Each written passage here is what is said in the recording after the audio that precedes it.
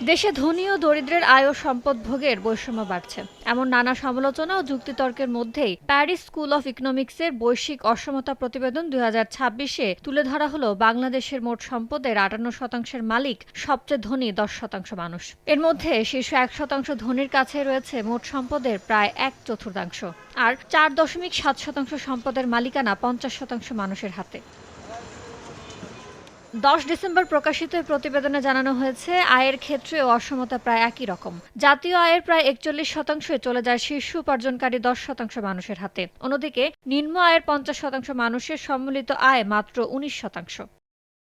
গেল এক দশকে দেশের সবচেয়ে ধনী ও সবচেয়ে দরিদ্র মানুষের আয়ের পার্থক্য কমেছে সামান্য। ২০১৪ থেকে ২০২৪ সালের মধ্যে ব্যবধান ২২ থেকে কমে ২১-এ নেমেছে।